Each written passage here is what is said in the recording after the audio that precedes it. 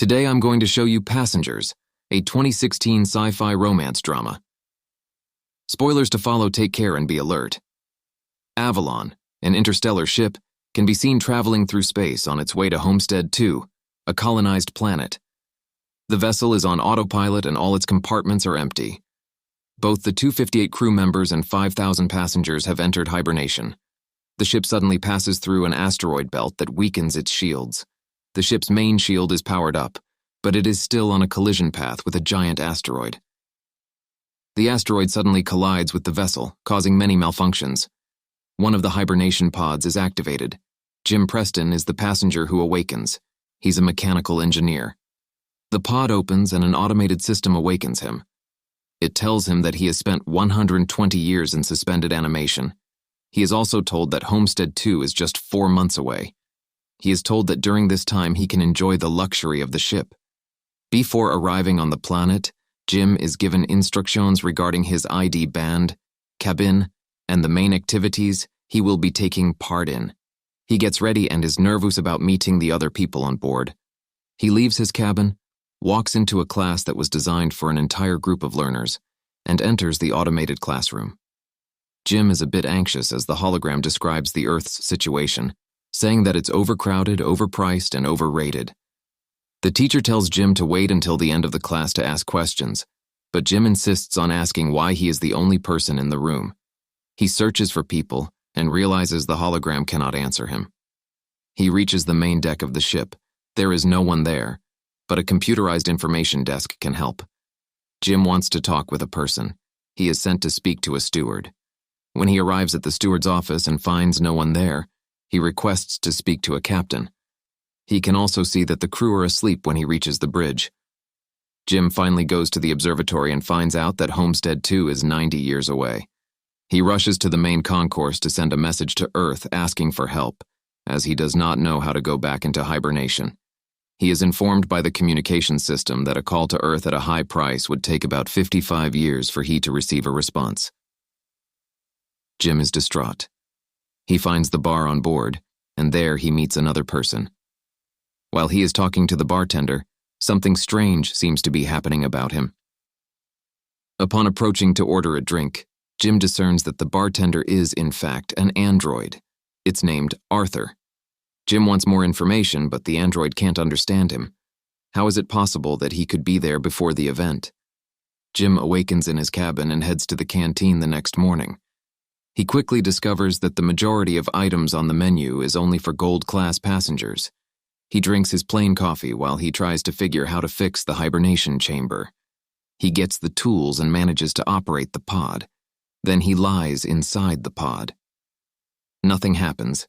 He then decides to enter the crew's chambers of hibernation using the tools that he has found. This doesn't work either. On board the ship there are small malfunctions. Jim is always returning to the bar, not only to drink but also to chat with Arthur. The android offers him some advice that encourages him to break into one of those gold-class rooms to try and have some fun. Jim tests out all the restaurants, games, and entertainment systems. As time goes by, he grows more and more unhappy to be alone. He gets drunk one day and wanders the hibernation pods. He stumbles upon an airlock that has spacesuits for spacewalks. Jim puts on a suit, goes to the airlock, and presses the lever to open the door. He's captivated by the view once he leaves the ship. He is the only human being conscious at that time. Jim lets go of the magnets that are attached to his boots and floats through space. He is devastated. He returns to the airlock, removes the suit, and goes back in. He pulls the lever to stop everything, but changes his decision at the last minute, runs inside, and slips a bottle on. Jim gets up and is immediately drawn to the woman named Aurora in one of his pods. He listens to the passenger interview and searches in her directory for her files, becoming fascinated with her. He is later seen listening to her interview while sitting near her pod. He's talking about her writing to Arthur in the bar. He is obsessed by the irony of going to another world for a better existence, waking early to not get there, and finding the perfect woman only to find her out of reach. Jim starts to think about her constantly and gets the idea of waking her up. He explains the problem to the android but still doesn't get it. If he wakes up the woman for his own sake, he would be leaving her on board to die. Jim initially decides to reject the idea, but he cannot let go of it. He is a man of his word until one day he decides otherwise. He activates her pod by going to it. He hides in his room and returns to it as she is waking up. He goes back to the main concourse a little later in hopes of finding her. She is just as confused now as he did a year earlier. Jim takes her to the observatory and tells her that they are the only ones awake. He then tells her he cannot reach the crew or the main commands on the ship. Aurora is frightened and wants to return to her pod. Jim tells her they are stranded when they arrive at the ship. There is no equipment that will help them to get into hibernation. He tells her to rest since she has just emerged from hibernation. She feels sorry for her husband, who has to spend over a year on a ship alone. Jim returns to the bar feeling guilty about his actions. He tells Arthur to not reveal that it was he who woke Aurora up. Aurora awoke the next morning. She returns to the concourse and she asks at the automated information desk about hibernation pods. Jim and her go for breakfast. The info desk is malfunctioning as they leave. Aurora, in the canteen, realizes that Jim is eating the same breakfast every day for over a year. She gets him a gold-class menu. Aurora talks about the possibility of repairing the pods, but unlike Jim, she is not ready to give in. She then searches the infirmary and research documents before ending up at the crew hibernation area, trying to open the doors. Jim discovers that the ship has more problems than before. Aurora later laments her time on the Avalon. She writes, runs around the ship, and swims in a pool as she becomes more aware of the situation. She thinks that Jim's story may be interesting and goes to the bar to interview him. She wants to know why he moved to the colony. Jim replies with slogans of the company, but then explains further that he hopes he can be someone on the new planet, that he can build a good life. Aurora shares with them her true reason for being in the observatory. She has a ticket for a return trip, unlike the other passengers. Her plan was to live in Homestead 2 for an entire year, then return to Earth to write the greatest story ever written. Aurora gives up slowly on trying to find a solution to their current situation, and Jim finds a way of cheering her up. He takes her to the movies, the dance floor, and the basketball court. He takes her to a bar to meet Arthur. She relaxed for a while until she remembered their situation. Jim feels terrible about what he has done to Aurora. Next, he is seen fiddling with something.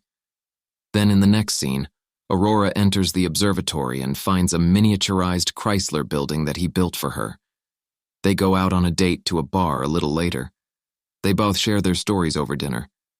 She tells her that she lost her father when she was just a teenager. After dinner, Jim and Aurora go to the airlock where they put on their spacesuits. They take a walk in space together. Jim has finally found someone with whom to share his wonderful experience. Jim turns off the magnets in their boots, and they float together through space. The couple kisses, retreats to the cabin, and sleeps together as soon as they return inside. They start to live together soon after. Aurora writes about her time on board the ship in his cabin. They sleep, eat, and jog together. Jim continues to explore the ship and discovers the hydroponics bay. He brings Aurora flowers.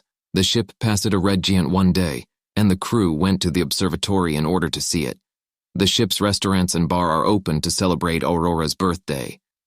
Jim prepares the ring for Aurora in the bathroom, while Aurora chats with Arthur at the bar. The android informs Aurora that Jim intentionally woke her, unaware that it was a secret. Jim suddenly returns, and she is in utter disbelief when she confronts Jim. She flees in panic and anger. Jim returns to his cabin and finds that all of her belongings have been taken. The next day he runs into her at the canteen, but as soon as he says anything, she runs off. Aurora is in a desperate state. She goes to Jim's cabin and starts punching him and kicking him. She wants to kill him. Jim apologizes and explains his actions over the phone to her because she avoids him. Aurora isn't interested when he tells her that he loves her. She cannot forgive him because he took her life. Another malfunction occurs one night when Jim is in his cabin. The main command is shut down when the ship encounters a critical mistake. He then walks into the elevator, and it fails.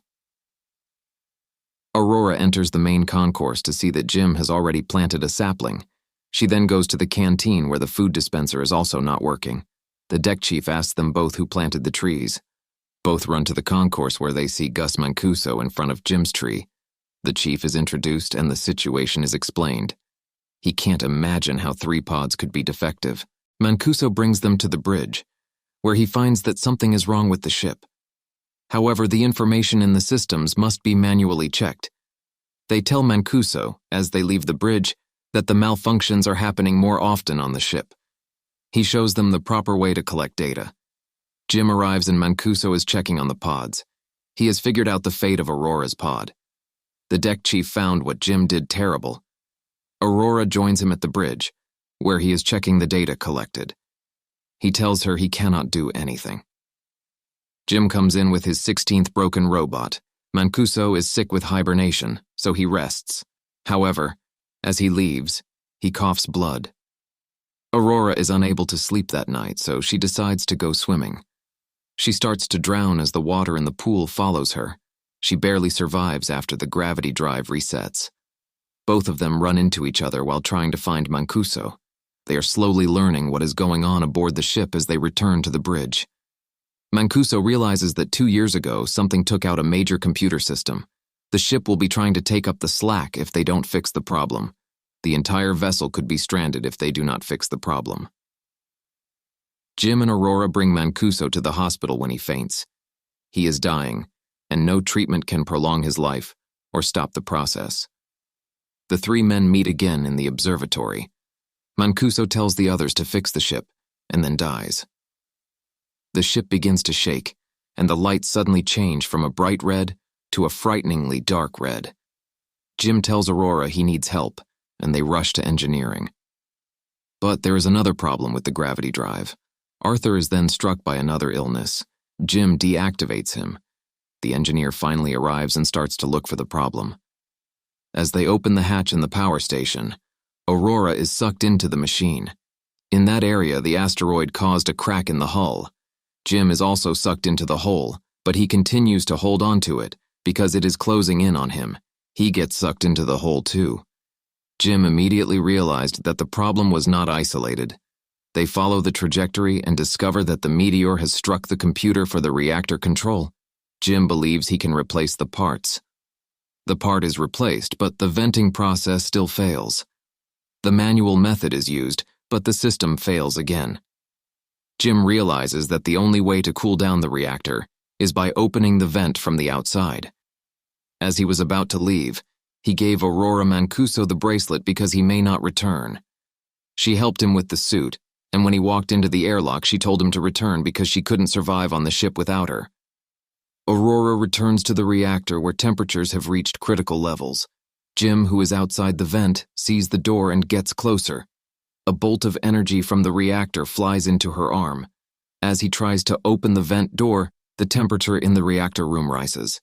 He tells Aurora that he realizes he will have to hold the door manually open for the reactor to vent. She does not like the plan, but he insists on it. He tells her that she must vent the reactor. They argue because she doesn't want to see him die, but then he says that they must save other people. She then vents the reactor. The reactor is working, but fumes push Jim away from it and cause him to lose his grip. His suit's pressure is also dropping. Aurora is frantic to find another suit to bring him into. He apologizes again to her. She dons a suit and takes off to find him. But her tether's too short. She is pulled back, but manages to grab onto the tether of her husband and pull him into her. Aurora drags Jim to the infirmary, only to discover that he is already dead. She uses Mancuso's bracelet to bypass the medical protocol and resuscitate her. Jim is revived by the medical pod. Aurora forgives him. Aurora then fixes Arthur and Mancuso is buried in space. Jim brings her to the hospital and tells that he has found a way of using the medical pod to hibernate. He told her to go inside the pod and finish the journey there. She refuses and stays with him on board, awake. Jim proposes to her, and they spend the rest of their lives together on a ship. The Avalon appears on Homestead 2 88 years after its arrival. The crew awakens to find the ship in an unexpected condition. Aurora sends them a note telling the story of her and Jim's life on the ship while the rest slept.